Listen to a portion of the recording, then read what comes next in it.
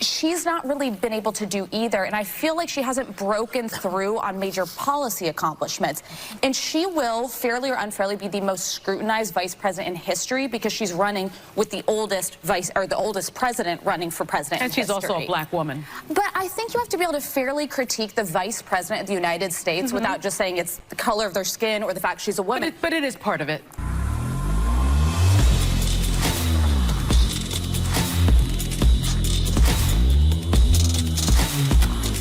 This video is brought to you by angeltree.org/Tatum. We have our summer campaign. We do this every single year, and we do our best to support as many children as we can to be able to go to the summer camp, the Angel Tree Summer Camp. And these children that we're sending to the summer camp, their parents are incarcerated. So no fault of their own. It ain't their fault their parents did stuff that landed them in prison for a long time. It's not their fault, but I believe it's our responsibility to be the hands and feet of Jesus Christ. Not the hands and feet of their parents, but the hands and feet of Jesus Christ. And I believe that Jesus wants us to support the least of these, the babies, the children, the people who are handicapped, people who cannot fend for themselves. And this is going to be our mission. We have 122 kids we've already sent to camp. We want to send 292. So we're probably, we're less than halfway there. But I believe wholeheartedly that we can make it to this point. $200 will get one kid to the camp. But if you don't have $200 or you have more than $200, that's between you and God. Give as God has purposed in your heart and has blessed you with. Like and subscribe to the channel. Hit the bell so you get notifications anytime I go live, make a video. Y'all already know what to do. Let's get into this. She's not really been able to do either. And I feel like she hasn't broken through on major policy accomplishments. And she will, fairly or unfairly, be the most scrutinized vice president in history because she's running with the oldest oldest president running for president. And she's also a black woman. But I think you have to be able to fairly critique the vice president of the United States without just saying it's the color of their skin or the fact she's a woman. But it is part of it. Why? What makes you say that? Well, we're in the United States of America. But like with someone like me saying it, do you think I could have a legitimate policy of no? It's not you. It's just we're in the United States of America, and black women, and this is just not me saying it. I mean, there have been studies. Black women are considered less articulate. They are considered uglier. They are considered all of these things beautiful, I would by this country, and it's because of the history, of course, of misogyny and but it's also sexism. just women. I mean, Jerry Ferraro back in the day ran for vice president, and they went after her too. And that's the misogyny part. But when you mix the misogyny and the racism, I'm sorry, it's extra. It's a little extra. Can they get any dumber? Dumb and dumber. You know, the thing that bothers me with these people is that they can't just admit that Kamala Harris is dumber than a bag of rocks on its knees, working its way up, and you know what I'm saying. They can't admit to that. There are people who are Democrats who I think all Democrats are leading us to hell politically. But there are Democrats that have more respect or more that are more respectable than Kamala Harris. There are Democrats who are very articulate. There are Democrats who are probably not as far left and I would argue is someone that you can't respect. Some Democrats I could probably respectfully disagree with. But Kamala Harris, they always got to make stuff about race. This is one thing. I saw a clip the other day, and I know people forgive me for saying this. I'm really not trying to be mean when I say this. So just hear me out. Hear my heart in this. There was a guy that made a clip, and he was on like a talk show, not a talk show, but like a game show. And there was a person that he was judging on the television. The person happened to be black. He was Hispanic. And he just came out and said, you know what, I just don't like him because he's black. And everybody on the show was just like dumbfounded, which reasonably so. But then he goes on, he says, yeah, because I just my experience with black people, I just don't like him because he's black. They're always complaining. They're always doing X, Y, Z. And then I had to check myself. I had to say, wait a minute. Although I think it's problematic to generalize.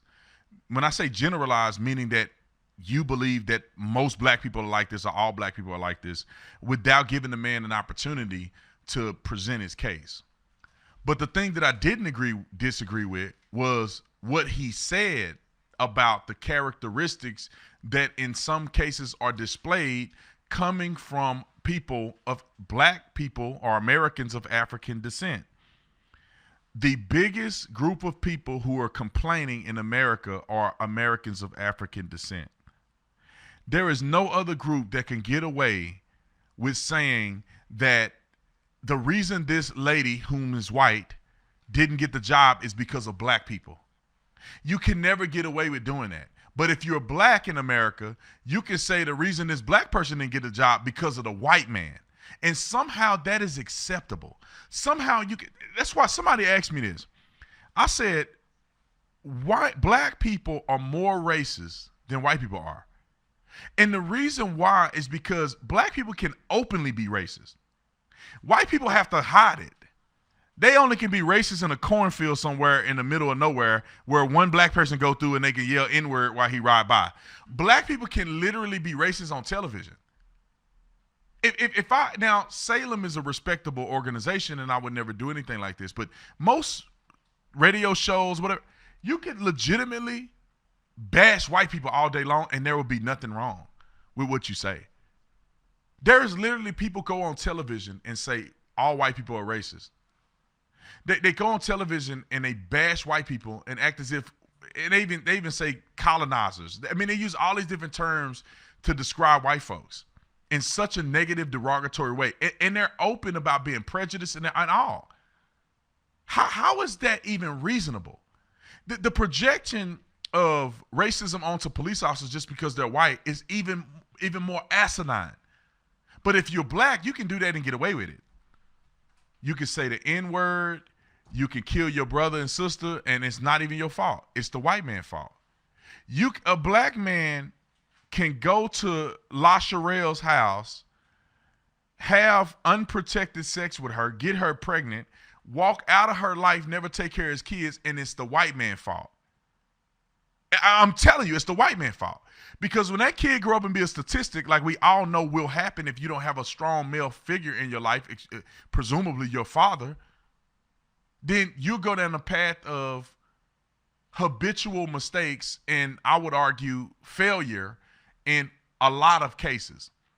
But instead of a person identifying that it's the lack thereof a father figure and being raised by a broken mother, that's the reason why the kid is going down a path of failure in some cases. They blame the white man. Black people are in their community burning buildings, stealing from the store every day. And then when the store shut down and there's people who are investors that want to invest in that community, rebuild the community to make it higher end because there's a market and a value that the people who live in that community do not take advantage of, they blame the white man. I'm telling you guys, it is mind-blowing to me that people like Sonny Hostin and white liberals can be the most racist people on planet Earth and get away with it. I do not understand for the life of me how we allow these things to happen. Let me go on to some more news topics. Black Lives Matter is a fraudulent organization, and I'm sad that black people actually ran that organization. Can we be honest that one of the most fraudulent organizations in American history was run by black people? 3 black lesbian women. And some people are like, wait, it don't matter if they're lesbian. Yeah, it does. It does matter that they're lesbian. Because if you listen to any one of them talk, they hate men. They don't want nothing to do with a man. They do not believe in the family structure. On the website, of Black Lives Matter website, and they took it down because they got so much backlash, they believe in breaking down the nuclear family because they don't believe in the nuclear family. And you have women leading an organization that don't believe in the nuclear family. Of course they're opposed to the nuclear family. And that's why it matters. But anyway, Chicago sees violent Memorial Day weekend, 11 killed, 50 wounded. And you know when dumb people like Sonny Hostin get on television and say, there was 225 mass shootings, they're talking about these black people. They're not talking about the regular people. They're talking about inner city violence. If 2 or more people are shot, it's called a mass shooting. And that happens every day in the inner city. That happens all day. Drive-by shootings, 2 or more people shot, that's a mass shooting. That occurs way more than a kid walking into a school shooting people. or somebody at a baseball game shooting people. The hood violence and the hood mass shootings are occurring at a rate that's neck-breaking. But you know what? The racist Democrats don't care about black people. They actually hope they die in a bloodbath in the middle of the street so that they can continue to push the narrative of, we're going to save you. We're going to save you. We are your white savior. Keep voting for us. We're going to save you. We're going to save you. And in the back room, they're like, I hope these ends keep dying and keep killing each other, because that just gives us more fodder and more campaign slogans to say. Because to be honest, if Democrats were actually actively doing what was right for black people and doing what's in their best interest, the Democrat-led black communities would be flourishing more than any community in America, by far. It's not that black people are not intelligent. It's not that black people doesn't have a tremendous amount of talent. It's not that black people are not physically beautiful as anybody else. They're not as creative as anybody else, artistic as anybody else. It's not that black people are lacking in any of these areas. It's the fact that we've been brainwashed by the white liberal and brainwashed by our own people to feel that we're subservient, that we can't make it in America.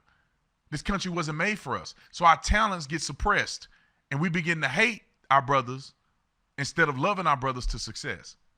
Now, I could talk about this forever. Y'all hold the phone. I'll be back after the break.